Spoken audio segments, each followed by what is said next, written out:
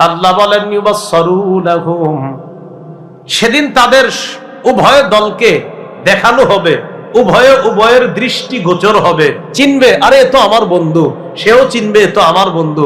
আল্লাহ বলে চেনার পরেও ওয়ালা ইয়াসআলু হামিমুন হামিমা, অন্তরঙ্গ বন্ধু আরেক অন্তরঙ্গ বন্ধুকে জিজ্ঞাসাও করবে না। ইউবাসসারুনাহুম, একজন আরেকজনের দৃষ্টিগোচর হবে, দৃষ্টিগোচর করার ব্যবস্থা আল্লাহ করবেন।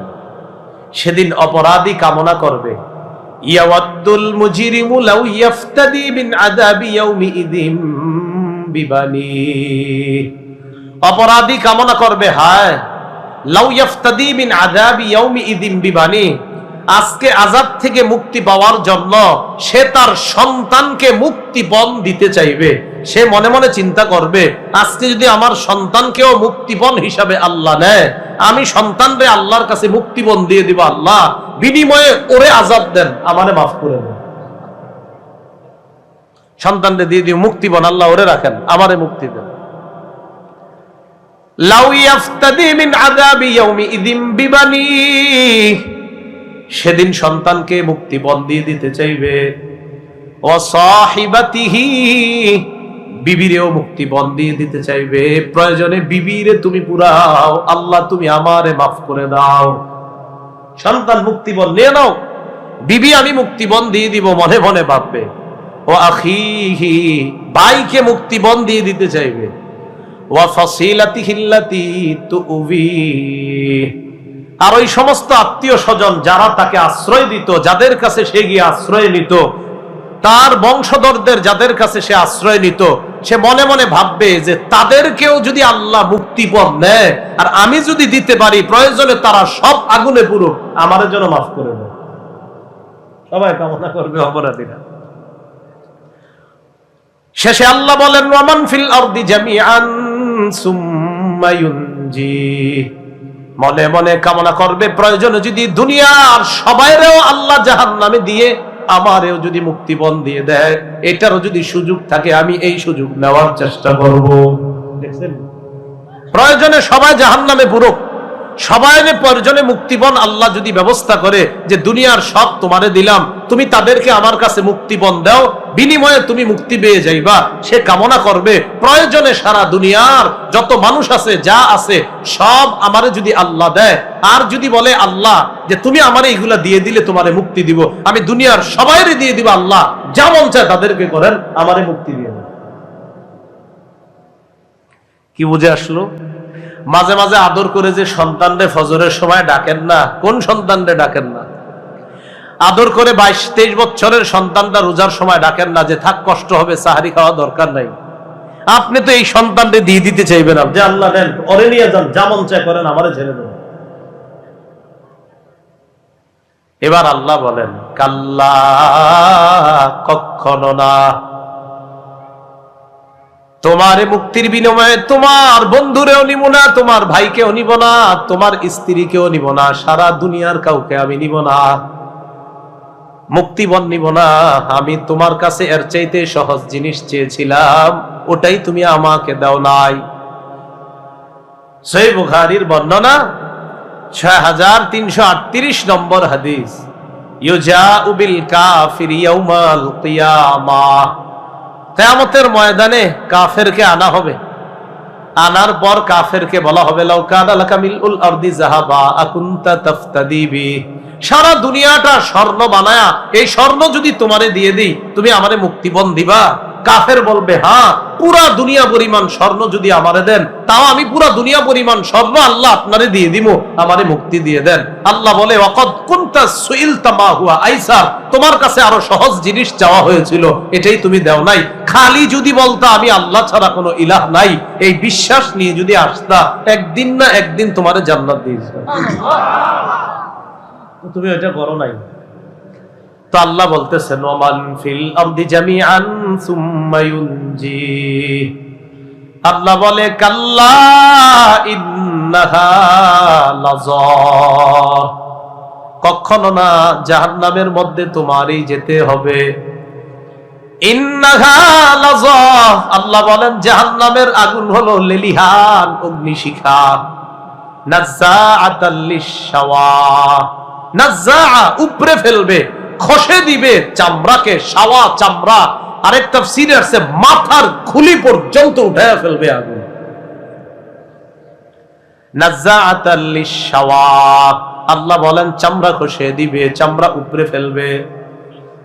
তাদউ মান আদবারা ওয়া তাওয়াল্লা, আগুন আল্লাহরে বলবে, আল্লাহ ওই ব্যক্তিরে আমার কাছে তাড়াতাড়ি দাও যে ব্যক্তি দুনিয়ার মধ্যে সত্য থেকে মুখ ফিরিয়ে নিছে। তাদউ, আগুন আহ্বান করবে, তাদউ আগুন আহ্বান করবে, মান আদবারা, যে ব্যক্তি পৃষ্ঠ প্রদর্শন করেছে, ওয়া তাওয়াল্লা, যে ব্যক্তি দুনিয়াতে পৃষ্ঠ প্রদর্শন করেছে, মুখ ফিরিয়ে নিছে সত্য থেকে, আগুন ডাইকে বলবে, আল্লাহ ওটারও তাড়াতাড়ি আমার মাঝে দেন। আল্লাহ কি বলে দেখেন, কোরআনে আছে, আল্লাহ বলেন হালিম তালাতি ওয়া তাকুলু হাল মিম মাজিদ। জাহান্নাম রে আল্লাহ বলবে, জাহান্নাম পূর্ণ হয়েছে, তুমি কি পরিপূর্ণ হয়েছো? তোমার মাঝে কি যেই পরিমাণ দেওয়া হয়েছে তুমি পরিপূর্ণ তো? জাহান্নাম বলবে হাল মিম মাজিদ, আল্লাহ আরো আসেনি দেন। আল্লাহ বলবে হালিম তালাতি, এই তুমি কি পরিপূর্ণ হইছো জাহান্নামকে? জাহান্নাম বলবে হালমিম মাজিদ, আল্লাহ আরো আসেনি, আরো দেন। এই 26 নম্বর পারা কি সুন্দর করে আল্লাহ বলতেছেন, ইয়াউমা নাকুলু লিজাহান্নামা হালিম তালাতি ওয়া তাকুলু হালমিম মাজিদ ওয়া উজলিফাতিল জান্নাতু লিল মুত্তাকিনা গায়রা বাঈদ। সূরা কাফের 30 নম্বর আয়াতে আল্লাহ বলেন, ইয়াউমা নাকুলু লিজাহান্নাম, যেদিন আমি জাহান্নামকে বলবো হালিম তালাতি, এই জাহান্নাম হয়েছে তোমার, পরিপূর্ণ হয়েছে, আরো লাগবে? জাহান্নাম বলবে হালমিম মাজিদ, আল্লাহ আরো আছে, আরো দেন। তো বলছিলাম পুরা দুনিয়া দিয়েও মাপ পাওয়া যাবে না। ছেলে দিবেন না, মাপ পাওয়া যাবে না। যে ছেলে নিয়ে নাও আল্লাহ, মেয়ে নিয়ে নাও, আমার স্ত্রী নিয়ে নাও, আমার ভাই নিয়ে নাও, আল্লাহ দুনিয়ার সব নিয়ে নাও, আমারে মুক্তি দিয়ে দাও, এদেরকে যেমন চাই করো, আমারে আযাব দিও না। আল্লাহ কয় কাল্লা, কখনো না, ইন্নাহা লাযা, এটা লেলিহান অগ্নিশিখা, নাজ্জাআতাল লিশ-শাওয়া, তোমার শরীরের সব চামড়া উপরে ফেলবে, মাথার খুলি পর্যন্ত এটা উপরে ফেলবে। তাদউ মান আদবারা ওয়া তাওয়াল্লা, জাহান্নাম ডাকবে ওই ব্যক্তিকে যেই ব্যক্তি সত্য থেকে, কোরআন থেকে পৃষ্ঠ প্রদর্শন করছে, ওয়া তাওয়াল্লা, মুখ ফিরিয়ে নিয়েছে, এটাকে পিছনে রাখছে। ওয়া জামাআ ফাআউআ, আল্লাহ বলেন জাহান্নাম ওই ব্যক্তিকেও ডাকবে যেই ব্যক্তি সম্পদ জমা করছে, করার পর ফাআউআ, সম্পদটা সযত্নে ব্যাংকে রেখে দিছে। না, ব্যাংকে রাখা সমস্যা না, সযত্ন রাখছে মানে যাকাত দেয় নাই, সদকা দেয় নাই, দান সদকা করলে ঠিক আছে। ফাআউআ, সযত্নে রেখে দিছে, যে আমি যাকাত দেই নাই, বেঁচে গেছি, আমি সদকা করি নাই, বেঁচে গেছি, আমার বোনের হক দেই নাই, বেঁচে গেছি, আমার ভাইরে ঠকাইছি, বেঁচে গেছি। আল্লাহ কয় না, জাহান্নাম তাকে ডাকবে জামাআ, যে জমা করেছে, ফাআউআ, সযত্নে রেখে দিয়েছে সম্পদ, যে বোনেরে না দিয়া বেঁচে গেছি, আমি এটা ঠিক করছি। আল্লাহ বলে না, তোমাকে জাহান্নাম ডাকবে। কথাগুলো বুঝে আসছে সবার? সযত্নে রেখে দিছে, যাকাত দেয় না, বোনের হক দেয় না, ভাইয়ের হক দেয় না। এবার আল্লাহ বলেন ইন্নাল ইনসানা খুলিকা হালুআ, মানুষকে সৃষ্টি করা হয়েছে অস্থির করে। মানুষ একটু অস্থির না সবাই? আরে থুর, এরকম না, মানুষ অস্থির, অস্থির রূপে সৃষ্টি করা হয়েছে। ইযা মাসসাহুশ শাররু জাযুআ, মানুষকে যখন বিপদ স্পর্শ করে, জাযুআ, মানুষ অস্থির হয়ে যায়, জ্বরে অস্থির হয়ে যায়, ঠান্ডায় অস্থির হয়ে যায়, কাশে অস্থির হয়ে যায়, হয়নি? অস্থির, থুর, ভাল লাগে না। কারেন্ট 10 মিনিট না থাকলে কি অবস্থা, এখন মন খারাপ লাগে, কি হয়নি? অস্থির। ইযা মাসসাহুশ শাররু জাযুআ, কয় বিপদ তার স্পর্শ করলে জাযুআ, সে অস্থির হয়ে যায়। ওয়া ইযা মাসসাহুল খায়রু মানুআ, আর যদি কল্যাণ তাকে স্পর্শ করে, টাকা পয়সা যদি তার কাছে আসে, মানুআ, তখন সে কি প্রণতা করে, কয় যাক আলহামদুলিল্লাহ খুব ভালো আছি। অথচ যখন একটু খারাপ অবস্থা, অস্থির, থুর, আমার এটা হয় না, ওটা হয় না। আল্লাহ কয় যেই তার এটা হয়, ওটা হয়, মানুআ, অমনি সে কৃপণ হয়ে যায়। তবে এবার সুন্দর করে আল্লাহ বলতেছে ইল্লাল মুসাল্লিন আল্লাযীনা হুম আলা সালাতিহিম দাঈমুন। প্রকৃত নামাজি যারা, তারা এই জাতীয় হয় না, তারা কৃপণতা করে না। প্রকৃত নামাজি যদি সম্পদশালী হয়, সে তার সম্পদের হক যথাযথভাবে আদায় করে। আল্লাহ বলেন ইল্লাল মুসাল্লিন আল্লাযীনা হুম আলা সালাতিহিম দাঈমুন। ওই অপরাধীদের মধ্যে তারা না যারা নিয়মিত নামাজ আদায় করে। বলেন যারা নিয়মিত কি আদায় করে? আল্লাযীনা হুম আলা সালাতিহিম দাঈমুন ওয়াল্লাযীনা ফী আমওয়ালিহিম হাক্কুম মা'লুম লিস-সাইলি ওয়াল মাহরুম। যারা নিয়মিত নামাজ আদায় করে, যাদের সম্পদের মধ্যে নির্ধারিত হক রয়েছে, লিস-সাইলি যে চায় তার জন্য, ওয়াল মাহরুম এবং বঞ্চিত ব্যক্তির জন্য। পার্থক্য কি? সাইল বলা হয় যে চায়, মাহরুম বলা হয় যে লজ্জায় চায় না কিন্তু তার দরকার। সাইল বলা হয় যার দরকারও আছে আবার চায়ও। সাইল বলা হয় যার দরকার, অভাবে আছে, আবার মানুষের কাছেও চায়। মাহরুম বলা হয় যে অভাবে আছে কিন্তু চায় না, লজ্জায় কাউরে বলে না। টাকাওয়ালাদের উচিত তাদেরকে খুঁজে খুঁজে বের করে চুপে চুপে তাদেরকে সহযোগিতা করে। তো আল্লাহ বলছেন ইল্লাল মুসাল্লিন আল্লাযীনা হুম আলা সালাতিহিম দাঈমুন ওয়াল্লাযীনা ফী আমওয়ালিহিম হাক্কুম মা'লুমুল লিস-সাইলি ওয়াল মাহরুম। তাদের সম্পদের মধ্যে নির্ধারিত হক আছে, যারা চায় তাদের জন্য, যারা বঞ্চিত তাদের জন্য। বঞ্চিত কারা? যারা লজ্জায় চাইতে পারে না।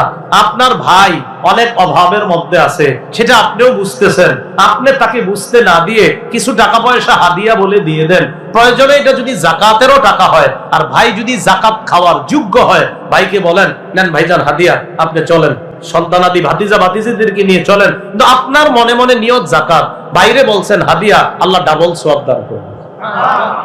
ডাবল।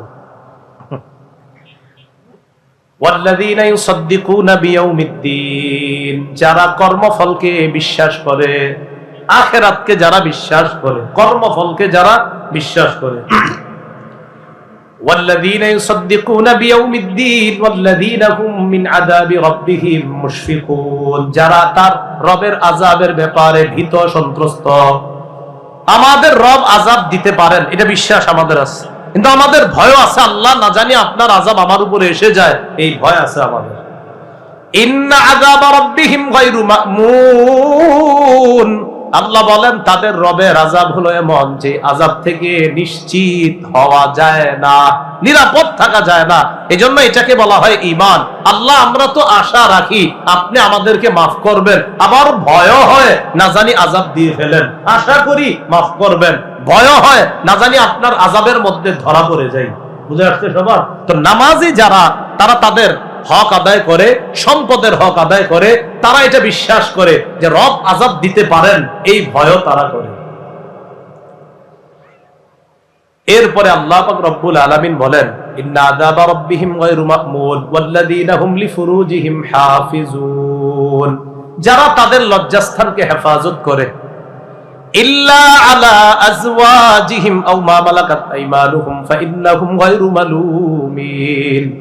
স্ত্রী ছাড়া, আর একটা যুগে আপনার দাস দাসীর প্রথা ছিল, তো স্ত্রী এবং যাদের সাথে আপনার সম্পর্ক করা বৈধ, তারা ছাড়া অন্য কারো থেকে যারা নিজেদের লজ্জাস্থানকে হেফাজত করে, ফাইন্নাহুম গায়রু মালুমিন, তারা নিন্দিত হবে না, তারা তিরস্কৃত হবে না। তো যাই হোক, নামাজীদের এখানে আরেকটা গুণ, যারা আল্লাহর আযাবে পড়বে না, যারা তাদের লজ্জাস্থানকে হেফাজত করে। লজ্জাস্থান কোনো গুনাহের মধ্যে যারা লাগায় না। আল্লাহ আমাদের সকলের লজ্জাস্থান যেন আমরা সর্বপ্রকার গুনাহ থেকে হেফাজত করতে পারি, আল্লাহ তৌফিক দান করেন। فَمَنِ ابْتَغَى وَرَاءَ ذَلِكَ فَأُولَئِكَ هُمُ الْعَادُونَ।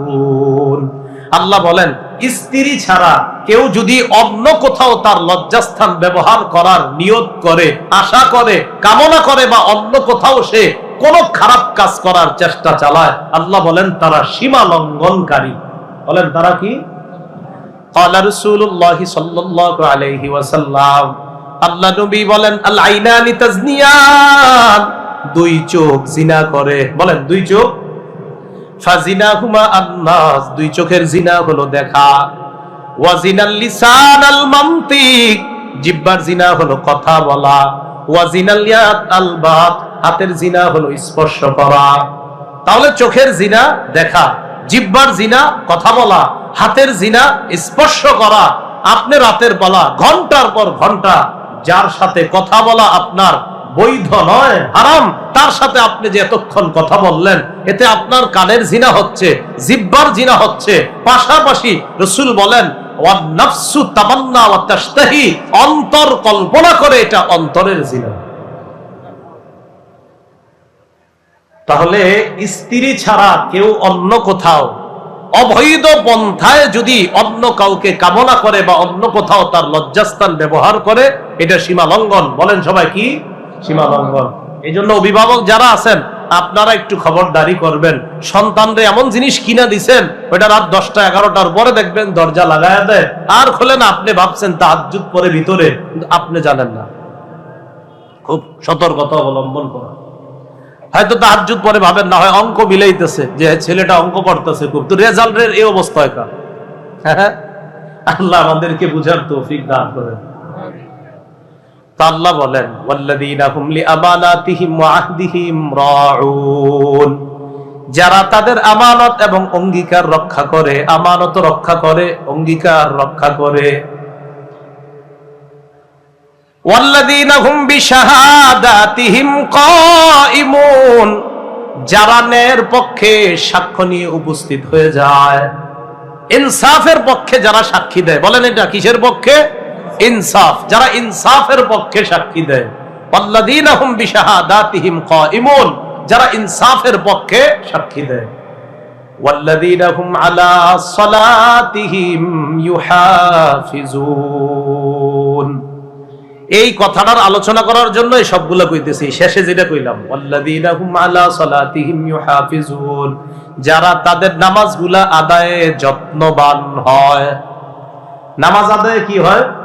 বলেন সবাই, কি হয়? যত্নবান। কথার কথা, আজকে আপনাদের মাহফিলে আসলাম, এখন এশার নামাজ আছে, এর আগে ছিল মাগরিবের নামাজ। এখন যারা ভলান্টিয়ার ছিলেন আপনারা, আমি বলছি না নাউজুবিল্লাহ, কথার কথা, ভলান্টিয়ার ভাইদের জন্য এমন না হয় যে হুজুররে রিসিভ করার টেনশনে আজকে মাগরিবও করি না, এশাও করি না। কথার কথা, এটা এরকম হয় যে না। বুঝাইলাম আর কি, যে নামাজের প্রতি যত্নবান মানে কি। কেন আপনার আগামীকাল আমি প্রশ্ন করলাম, আচ্ছা গতকালকে মাগরিব এশা পড়েছেন, হুজুররে রিসিভ করতে গিয়া মাগরিব আর এশা পড়তে ভুলে গেছে।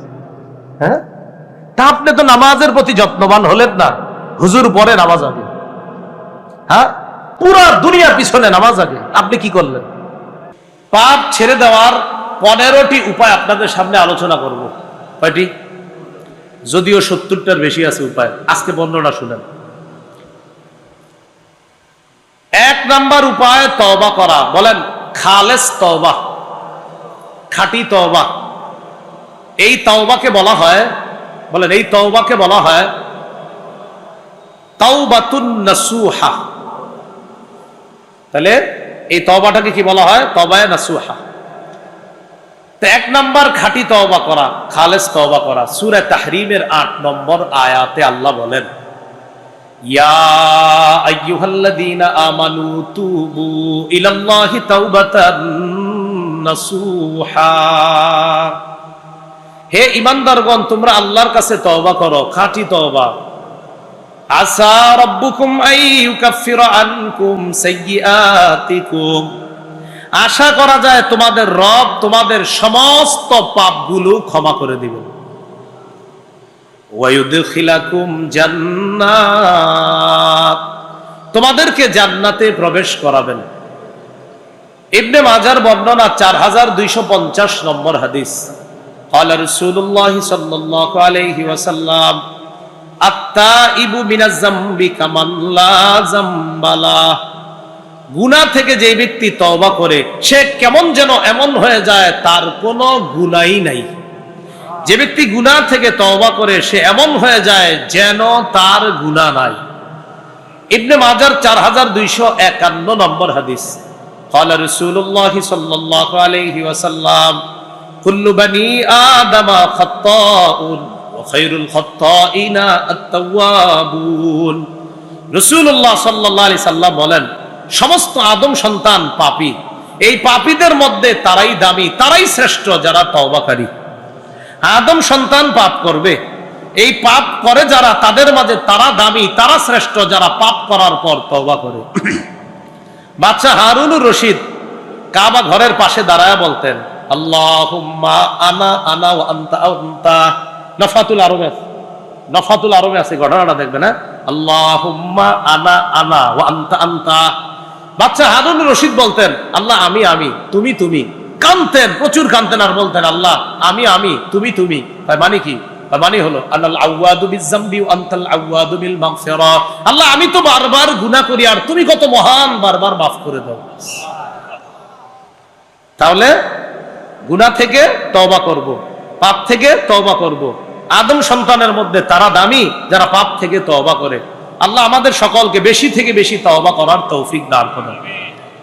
আপনি যদি মনে করেন হুজুর আমার একটা গুনাহও নাই, তাও পড়বেন আস্তাগফিরুল্লাহ ওয়া আতুবু ইলাইহি, তাও আপনি তওবা করবেন। যদি মনে করেন যে আমার একটা গুনাহও নাই, তাও তওবা করবেন। এটাই শিক্ষা আমাদের জন্য। আমাদের নবীর আগে পরে কোনো গুনাহ নাই, আমাদের নবীও 100 বার কোনো বর্ণনায় 70 বার ইস্তেগফার এবং তওবা করতেন আল্লাহর জন্য। ইবনে মাজার 4253 নম্বর হাদিস, قال رسول الله صلى الله عليه وسلم ان الله لا يقبل توبة العبد ما لم يغرغر। আল্লাহ বান্দার তওবা ততক্ষণ কবুল করেন যতক্ষণ তার প্রাণ কণ্ঠাগত না হবে। যতক্ষণ তার প্রাণ কণ্ঠাগত না হবে, মানে প্রাণটা বের হবে হবে, এখানে আসতেছে কণ্ঠনালী, এই পর্যন্ত আসার আগ পর্যন্ত তার তওবা কবুল করে। তো আপনারা তো অনেকে শিওর যে হুজুর আমার এখানে আসলে এরপরে তওবা করবেন, কারণ আপনি তো জানেন অমুক দিন আপনারা আসবে, এরপরে তওবা করবেন নাকি? বিষয়টা এমন না। বিষয়টা তওবার গুরুত্ব রাসূল বুঝাইতেছে যে এই পর্যন্ত কণ্ঠাগত হওয়ার আগেও যদি কেউ তওবা করার সুযোগ পায় আর তওবা করে, তার তওবা কবুল হয়ে যাবে। কিন্তু আমি আপনি তো জানি না কখন আমাদের প্রাণটা এখানে আসবে, তাই এখনই এই মুহূর্তে মনে মনে সবাই তওবা করে নেন। তিরমিজির বর্ণনা 3538 নম্বর হাদিস। এই হাদিসের মধ্যে আসছে, قال رسول الله صلى الله عليه وسلم লাল্লাহু আফরাহু বিতাওবাতি আহাদিকুম মিন আহাদিকুম বিদাল্লাতিহি ইযা ওয়াজাদাহা। তিরমিজিতে হাদিসটা শর্টে আসছে, মুসলিমে হাদিসটা এই বড়। তো মুসলিমের লম্বা অংশ, হাদিসটা একটু সহজে শুনেন। এক ব্যক্তি সফরে বের হইছে, সফরে তার সাথে বাহন আছে, বাহনের মধ্যে তার খানা পানি আছে, সফরের পাথেও আছে, টাকা পয়সা যা দরকার, তো ওই যুগের টাকা পয়সা যা বুঝায় তা আছে তার সাথে। অর্থাৎ সফরে যাইতে তার খরচাদির জন্য স্বর্ণ রূপা দিনার দিরহাম যা দরকার তা আছে তার কাছে। বের হওয়ার পর এক জায়গায় গেছে, যাওয়ার পর হঠাৎ ক্লান্তি আসছে তার, শরীর ক্লান্ত হওয়ার পর এক জায়গায় বসছে, বসার পর তার চোখে হঠাৎ ঘুম আসছে, ঘুমায় গেছে। ঘুম থেকে উঠছে, ওঠার পর দেখে তার বাহন নাই, তার খানা নাই, তার পানি নাই, কিচ্ছু নাই, সব শেষ। টেনশনে বইরে গেছে, কি করবো? বাসায় ফিরে যাবো না, বাসায় ফিরে গেলেও মারা যাবো, তাহলে যেখানে যাবো সেখানে রওনা করবো না, সেখানে গেলেও মারা যাবো, কারণ আমার তো সফরের পাথেও নাই। বাহন না থাক, খানা পিনা থাকলেও হইতো একটা, কিন্তু খানা পানিও তো নাই আমার কাছে। তো কি করছে, উনি নিয়ত করে ফেলছে, যাক মরণ আসলে এখানেই হবে, বসে থাকি। তো সেখানে বসে রয়েছে, উনি মারা যাবে, তো ওই জায়গায় অপেক্ষা করতেছে, খানা পানির অভাবে একসময় মারা যাবে। তো অপেক্ষা করতে করতে আবার ঘুমায় গেছে। ঘুম থেকে আবার হঠাৎ উঠা থেকে তার বাহন, তার খানা পানি উপস্থিত হয়ে গেছে। হাদিসে আসছে ওই লোকটা বিশিদ্দাতিল ফারহি আসছে, বিশিদ্দাতিল ফারহি, খুশির অতিশয্যে। এটা হলো সুন্দর বাংলা। আমাদের কুমিল্লার ভাষায় যদি বলি খুশির ঠেলায়, সুন্দর বাংলা হলো বিশিদ্দাতিল ফারহি। তো যেহেতু আমরা এখন কুমিল্লা আলোচনাটা চলতেছে, আমরা এটা বলি খুশির ঠেলায়। তো উনি খুশির ঠেলায় বলে ফেলতেছে, আল্লাহুম্মা আনতা আবদি ওয়া আনা রাব্বুক। আল্লাহ তুমি হলো আমার গোলাম, আমি তোমার রব। বুঝেন না? হ্যাঁ, আল্লাহ তুমি আমার বান্দা, আমি তোমার রব। হ্যাঁ, কিন্তু মাথা ঠিক নেই যে কি কইছে। আসলে উনি বুঝাইতে চেয়েছে আল্লাহ আপনি আমার রব আর আমি আপনার বান্দা, কিন্তু খুশির কারণে মুখ দিয়ে বলে ফেলতেছে আল্লাহ আপনি আমার বান্দা, আমি আপনার রব। আসলে কিন্তু এটা ওর মনের কথা না, এটা মুখ দিয়ে যে বলছে হে জানেও না। তো রাসূল বলেন এত খুশি হইছে যে মুখ দিয়ে যে আল্লাহরে বইলা ফেলছে আল্লাহ আপনি বান্দা আমি রব, এটা বেচারা বুঝতে পারে নাই। তাহলে বলো কি খুশি হইছে? নবী বলেন লাল্লাহু আফরাহু বিতাওবাতি আহাদিকুম বিদাল্লাতিহি ইযা ওয়াজাদাহা। তোমাদের কেউ হারিয়ে যাওয়া উট ফিরে পাওয়ার পর, হারিয়ে যাওয়া বাহন ফিরে পাওয়ার পর সে যেই পরিমাণ খুশি হয়, আর খুশির কারণে মুখ দিয়ে কি বলে এটাও তার মনে নাই, তাহলে বলো কি খুশি হয়? তোমাদের কেউ তওবা করলে এর চাইতে কোটি গুণ বেশি আল্লাহ খুশি। সহিহ মুসলিমের বর্ণনা 2759 নম্বর হাদিস, 2759। আমাদের মাদ্রাসা পাঠ্যপুস্তক অনুসারে সিরিয়ালটা, হাদিস সংখ্যা হবে 3033টা। যদিও মাক্তাবা ইসলামিয়া এখন আবার মুসলিমের তাকরার সহ হাদিসের রকম করছে। আমি যেটা বলছি আমাদের মাদ্রাসাগুলোর পুরাতন নুসখা। এই হাদিসের মধ্যে আসছে ক্বালা রাসূলুল্লাহ সাল্লাল্লাহু আলাইহি ওয়াসাল্লাম ইন্নাল্লাহা ইয়াবসুতু ইয়াদাহু বিল-লাইল লিয়াতুবা মুসিউন নাহার ওয়া ইয়াবসুতু ইয়াদাহু বিন-নাহার লিয়াতুবা মুসিউল লাইল। আল্লাহ তার ক্ষমার হাতকে রাতের বেলা প্রসারিত করে, দিনে যারা গুনাহ করে তওবা করে তাদেরকে ক্ষমা করে দেয়, রাতে যারা গুনাহ করে তওবা করে তাদেরকে আল্লাহ দিনের বেলা ক্ষমা করে দেয়। আল্লাহ রাতে ক্ষমার হাত প্রসারিত করে রাখে, দিনের গুনাহকারীরা রাতে রবের কাছে তওবা করবে, আল্লাহ মাফ করেন, আল্লাহ মাফ করেন, রব মাফ করে। আর রাতের গুনাহকারীরা দিনের বেলা বলবে আল্লাহ মাফ করেন, আল্লাহ মাফ করেন। রব কয় ক্ষমার হাত তো প্রসারিত করেই রাখছি, তুমি ক্ষমা চাও আর আমি মাফ করি, তুমি ক্ষমা চাও আর আমি মাফ করি। গুনাহ মাফের কয়টা উপায় জানবো আমরা? 15টা। কয়টা শুনলো? একটা, তওবা। 1 নাম্বার তওবা করা। তওবার জন্য 4টি শর্ত। বলেন কয়টি? মুহাদ্দিসিনে কিরাম লিখেছেন 3টি। তো মুহাদ্দিসিনে কিরামের এই 3টার পাশাপাশি ফকিহগণ তারা আরো আরেকটি বাড়িয়েছেন। 3টি শর্ত হলো, 1 নাম্বার গুনাহের ব্যাপারে অনুতপ্ত হওয়া, আমি যে গুনাহ করছি এটার উপর অনুতপ্ত হওয়া। ইবনে মাজার 4252 নম্বর হাদিসে আছে আন-নাদামু আত-তাওবা, অনুতপ্ত হওয়াটাই তওবা, অনুতপ্ত হওয়াটাই তওবা। আপনি মনে মনে আহা কি করলাম আমি, মনে কাজটা ঠিক করি, এই যে অনুতপ্ত হলেন, রাসূল বলেন এটাই তওবা। তাহলে 1 নাম্বার গুনার ব্যাপারে অনুতপ্ত হওয়া। 2 নাম্বার গুনাহ থেকে ফিরে আসা, গুনাহ থেকে ফিরে আসা, একটা অনুতপ্ত হবেন, 2 ফিরে আসা। 3 নাম্বার প্রতিজ্ঞা করা, আমি ভবিষ্যতে আর এটা করব না। তাহলে সুন্দরভাবে আরো বোঝা যায়, এইভাবে বলতে পারেন গুনাহ ছেড়ে দেওয়া, গুনার উপর তওবা করা বা অনুতপ্ত হওয়া, গুনাহ ছেড়ে দেওয়া, অনুতপ্ত হওয়া। আরেকটা হলো আমি প্রতিজ্ঞা করা ভবিষ্যতে এটি আর করব না। তাহলে গুনাহটা ছেড়ে দিলাম, 2 অনুতপ্ত হলাম, 3 প্রতিজ্ঞা করলাম আর এই গুনাহটি করব না। 4 আরেকটা বাড়িয়েছে উলামায়ে কেরামের, বিজ্ঞ উলামায়ে কেরামের আরেক দল, যদিও এটাই জরুরি ছিল 4 নাম্বারটা। বান্দার হক নষ্ট করা জাতীয় গুনাহ যদি থাকে তো ওই বান্দার কাছ থেকে মাপ চেয়ে নেওয়া। বান্দার হক নষ্ট করছেন আপনি, তো আপনি এতক্ষণ যে 3 শর্ত জানলেন, এই 3 শর্ত হলো আল্লাহর হক নষ্ট করার, যেটা নাফরমানি করছেন, তো রব এই 3 শর্তে ক্ষমা করবে যে আমি আর এই গুনাহ করব না, আমি অনুতপ্ত হইলাম, আমি গুনাহ ছেড়ে দিলাম, তো রব ক্ষমা করে দিবে। তো আরেকটা হলো বান্দার হক নষ্ট করছেন, এটা রব ক্ষমা করবে না। তো যাদের হক নষ্ট করা হয়েছে তাদের কাছ থেকে ক্ষমা চেয়ে নেওয়া, এই হলো গুনাহ মাফের 1 নাম্বার উপায়, তওবা করা। আল্লাহ আমাদের সকলকে তওবাতুন নাসুহ যেটাকে বলা হয়, খাঁটি তওবা করে যেন আমরা একদম গুনাহ থেকে নিষ্পাপ হয়ে যেতে পারি, আল্লাহ তৌফিক দান করেন। 2 নাম্বার বেশি বেশি ইস্তেগফার পড়া। একটু বলি আমরা আস্তাগফিরুল্লাহ, আস্তাগফিরুল্লাহ। এটা পড়তে কি কষ্ট হয়? এটা পড়বেন সব সময়, কৃষি কাজ করেন পড়বেন, বাসে বৈশা রয়েছেন পড়বেন। সূরা আলী ইমরানের 135 নম্বর আয়াতে আছে ওয়াল্লাযীনা ইযা ফাআলু ফাহিশাতান আও যালামু আনফুসাহুম যাকারুল্লাহ ফাস্তাগফারু লিযুনুবিহিম ওয়া মান ইয়াগফিরুয যুনুবা ইল্লাল্লাহ ওয়া লাম ইউসিররু আলা মা ফাআলু ওয়া হুম ইয়ালামুন। যারা গুনাহ করে, অশ্লীল কাজ করে, অথবা নিজেদের উপর জুলুম করে, তখন আল্লাহরে স্মরণ করে, ইন্না লিল্লাহ, আমি কি করলাম, কাজটা ঠিক করি নাই, আল্লাহরে স্মরণ করে। ফাস্তাগফারু লিযুনুবিহিম, গুনার জন্য তখন ক্ষমা প্রার্থনা করে, আস্তাগফিরুল্লাহ, আস্তাগফিরুল্লাহ, ছি ছি আমি এটা কি করলাম। আবার সে এটাও জানে ওয়া মাই ইয়াগফিরুয যুনুবা ইল্লাল্লাহ, ইল্লাল্লাহ, আল্লাহ ছাড়া ক্ষমা করবে কে? ওয়ালাম ইউসিররু আলা মা ফাআলু ওয়া হুম ইয়ালামুন, জেনে শুনে ওই গুনাহটার উপর আর অটল থাকে না, ওই গুনাহটা আর বারবার করে না। তো আল্লাহ পাক রব্বুল আলামিন ইস্তিগফারের কারণে ওই বান্দার পাপগুলো ক্ষমা করে দেন।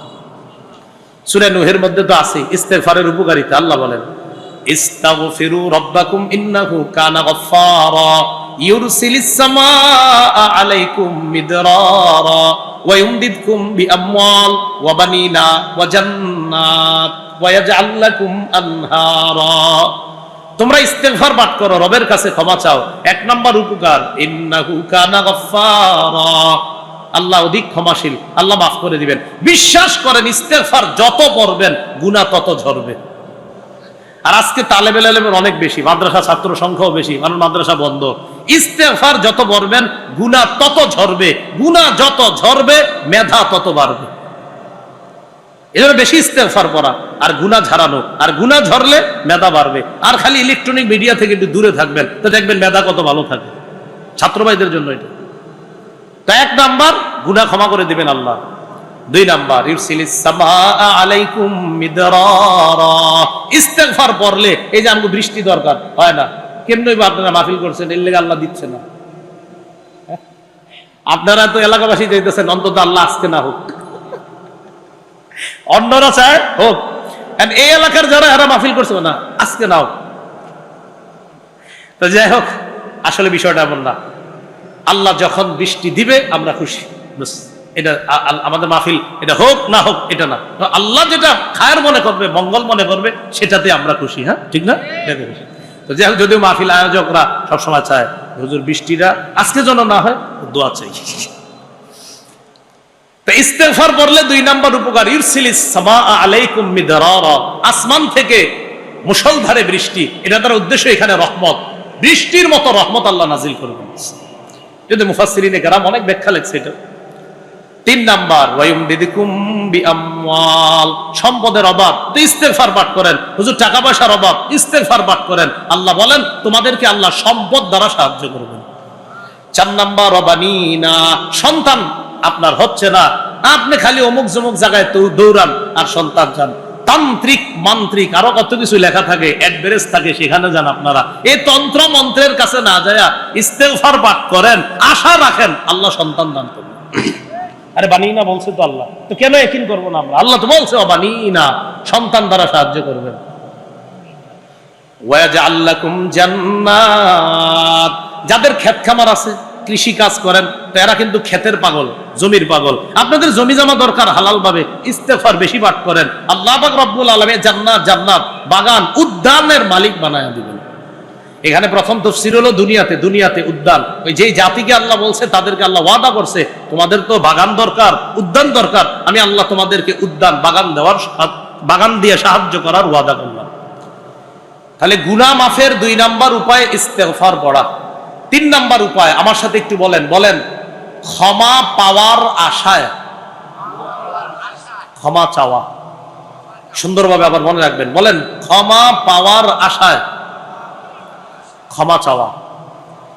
সহিহ তিরমিজির বর্ণনা 3540 নম্বর হাদিস। আল্লাহ পাক রব্বুল আলামিন হাদিসে কুদসির মধ্যে বলেন, ইয়া আদম ইন্নাকা মা দাউতানি ওয়া রাজাউতানি গফারতু লাকা আলা মা কানা ফিকা ওয়ালা উবালি। হে আদম সন্তান, তুমি যতক্ষণ ক্ষমার আশায় আমাকে ডাকতে থাকো। আবার বলছি, আল্লাহ বলেন তুমি যতক্ষণ ক্ষমার আশায় আমাকে ডাকতে থাকো, আমি তোমাকে ততক্ষণ ক্ষমা করতেই থাকবো। আর আমি আল্লাহ এতে কোনো পরোয়া করি না। আমার বান্দা ক্ষমার আশায় আমারে ডাকবে আর আমি ক্ষমা করব না, এটা হতে পারে না। তুমি ক্ষমার আশায় যতবার ক্ষমা চাও আমি ততবার তোমাকে ক্ষমা করি, এতে আমি আল্লাহ কারো পরোয়া করি না।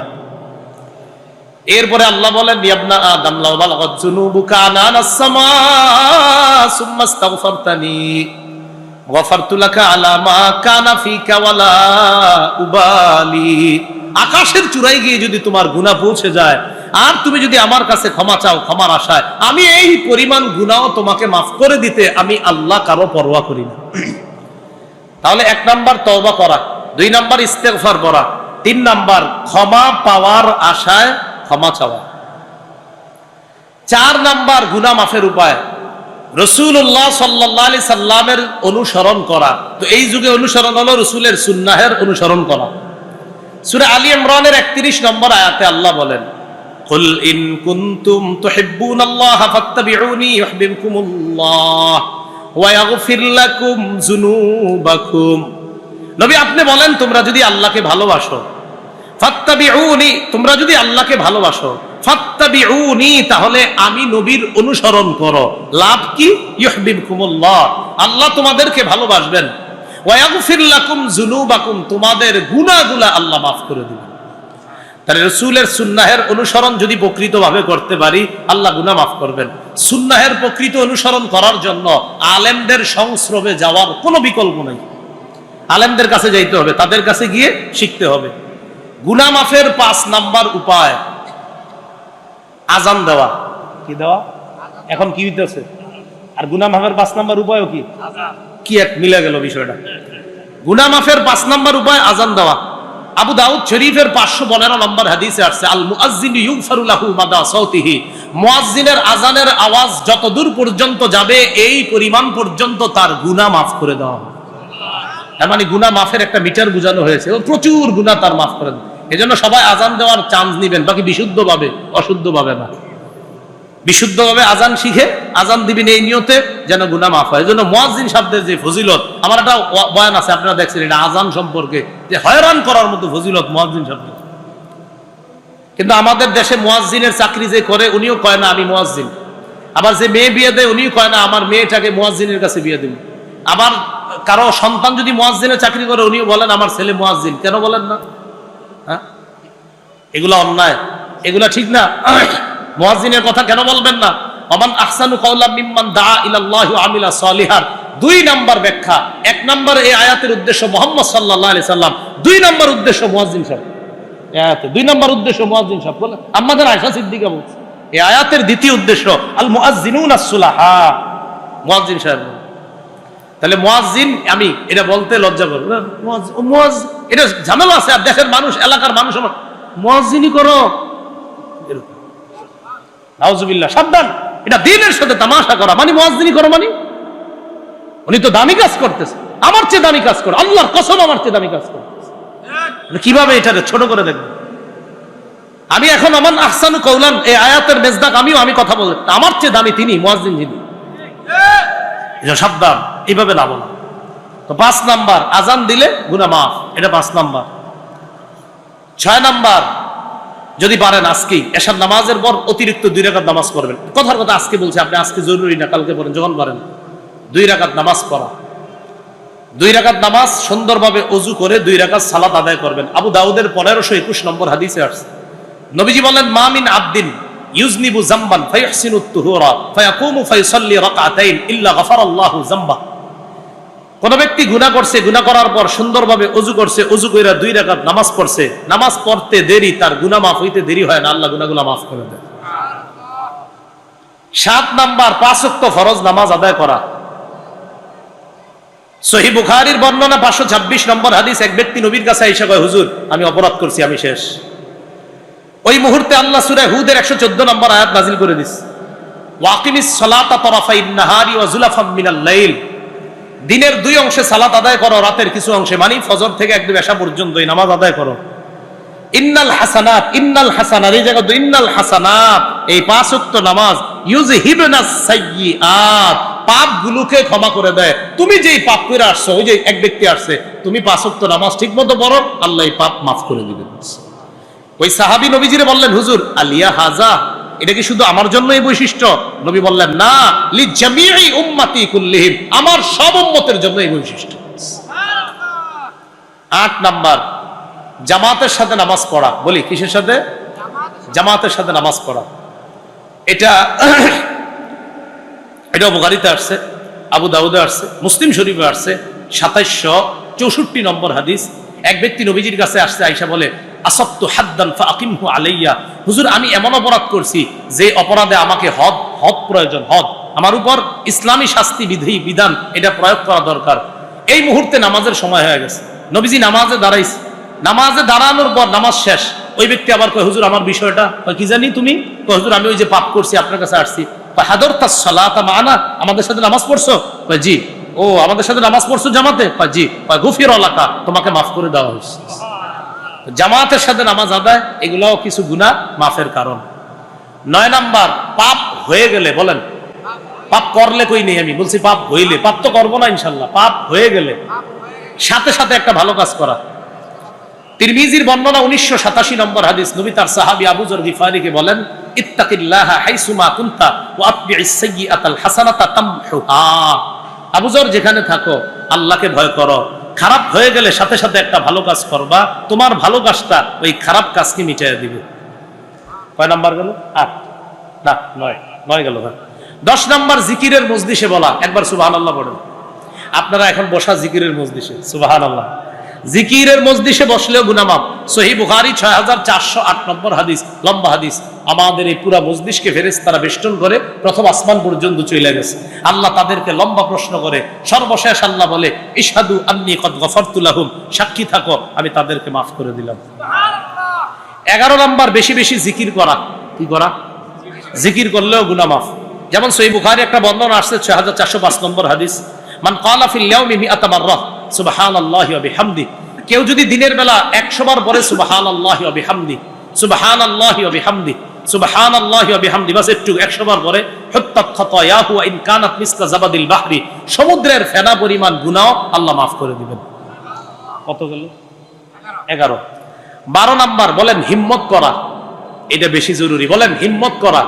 হিম্মত, আমি গুনাহ করব না, না না করব না, না না আমি করব না, না আমি করব না। হিম্মত করা, হিম্মত আপনারে আগায়া দিবে। সহিহ মুসলিমে আসছে, আল মুমিনুল কবিয়্যু খায়রুন ওয়া আহাব্বু ইলাল্লাহ মিনাল মুমিনিদ দাঈফ। তিনি কষ্ট করে গুনাহ করে না, হিম্মত করে গুনাহ করে না। না আমি খালি গুনাহ করি, আমি দুর্বল মুমিন, তিনি শক্তিশালী মুমিন। রাসূল বলেন, শক্তিশালী ঈমানদার আল্লাহর কাছে দুর্বল ঈমানদারের চাইতে দামি। 13 নাম্বার, নিয়ত করা। বলেন এই নিয়ত করা। বলেন একটু, এই নিয়ত করা। আবার এই নিয়ত করা, গুনাহের সুযোগ আসলেও গুনাহ করব না। মানে গুনাহের সুযোগ একটা হলো আপনি নিয়ত করছেন করব না, এই কিছু আছে আপনার অটো নিয়ত। অটো নিয়ত বুঝেননি? জি ইনশাল্লাহ, জি ইনশাল্লাহ, মানে এটা অটো, মানে হুদাই একটা নিয়ত করছে যে হুজুর ইনশাল্লাহ, এটা একটা তামাশা নিয়ত। নিয়তটা এরকম যে না হুজুর নিয়ত করতেছি যে গুনাহের সুযোগ আসলেও গুনাহ, এটা হলাম না জি জি ইনশাল্লাহ ইনশাল্লাহ, মানে এটা একটা হয়ে গেছে কেমন জানি, মানে উনি এটা বুঝে যে না এটা কইলাম আর কি, এরকম না। সুন্দরভাবে নিয়ত করা, গুনাহের সুযোগ আসলেও গুনাহ করব না, এটা পাক্কা নিয়ত করা। এখন মুসলমান একদম ঢালাও ভাবে বলে ফেলে, হ্যাঁ ঠিক আছে ঠিক আছে ঠিক আছে, এরকম না। নিয়ত করা পাক্কা ভাবে। মান হাম্মা বি হাসানা, কেউ যদি একটা ভালো কাজের নিয়ত করে, ফালাম ইয়ামালহা, কিন্তু কাজটা করে নাই, কাতাবাহাল্লাহু লাহু ইনদাহু হাসানাতান কামিলা, আল্লাহ তার আমলনামায় একটা সওয়াব দেয়। এই সওয়াবটা যদি সে ওই আমলনামাটা করে নাই তাই 1 সওয়াব, যদি করে তাহলে আল্লাহ 1 থেকে 10 পর্যন্ত বাড়ায় দেয়। কেউ আরো বেশি লেখছে। অমান হাম্মা বিসাইয়্যা, কেউ যদি গুনাহের নিয়ত করে, ফালাম ইয়ামালহা, গুনাহের নিয়ত করার পর সুযোগ আসার পরে গুনাহটা করে নাই, আল্লাহ তাকেও পরিপূর্ণ একটা সওয়াব লিপিবদ্ধ করে দেন। 14 নাম্বার, একটু বলেন আমার সাথে, পাপ ছেড়ে দেওয়ার উপকারিতা জেনে পাপ ছেড়ে দেওয়া, মানে পাপ ছাড়ার উপকারিতা জানবো যাই না, পাপটা ছেড়ে দেওয়া। সূরা নাজিয়াতের মধ্যে আছে, ওয়া আম্মা মান খাফা মাকামা রাব্বিহি ওয়া নাহান নাফসা আনিল হাওয়া, যে ব্যক্তি তার রবের সামনে দাঁড়ানোর ভয় করে, কুপ্রবৃত্তির অনুসরণ থেকে বিরত থাকে, ফাইন্নাল জান্নাতা হিয়াল মাওয়া, জান্নাত হলো তার ঠিকানা। সুবহানাল্লাহ। আল্লাহর সামনে দাঁড়ানোর ভয়, তাই ওয়া নাহান নাফসা আনিল হাওয়া, কুপ্রবৃত্তি থেকে নফসকে বিরত রাখে, হেফাজত করে, তার ঠিকানা জান্নাত। 14 নাম্বার গুলো। 15 নাম্বার, পাপ করার ক্ষতি জেনে পাপ ছেড়ে দেওয়া। বুঝলেন? 14 নাম্বারটা বলছি পাপ ছাড়ার উপকারিতা জেনে পাপ ছেড়ে দেওয়া, আর 15 নাম্বারটা পাপ করার না পাপ করার ক্ষতি জেনে পাপ ছাড়া। ওটা গেল ছাড়ার উপকারিতা জেনে ছাড়া, আর এটা হলো পাপ করার ক্ষতি জেনে পাপ ছাড়া। সূরা হাশরে 19 নম্বর আয়াত, ইয়া আইয়ুহাল্লাযীনা আমানুত্তাকুল্লাহ ওয়াল তানজুর নাফসুম মা কদ্দামাত লিগাদ, হে ঈমানদাররা তোমরা আল্লাহকে ভয় করো, ওয়াল তানজুর নাফসুম মা কদ্দামাত লিগাদ, প্রত্যেকে যেন আগামীকালের জন্য চিন্তা করে সে কি পাঠাইছে। এই টেনশনে পাপগুলা ছেড়ে দেওয়ার চেষ্টা করা। 15টা ছেড়ে দেওয়ার কারণ জানলাম, আর পাপের কথা জানলাম।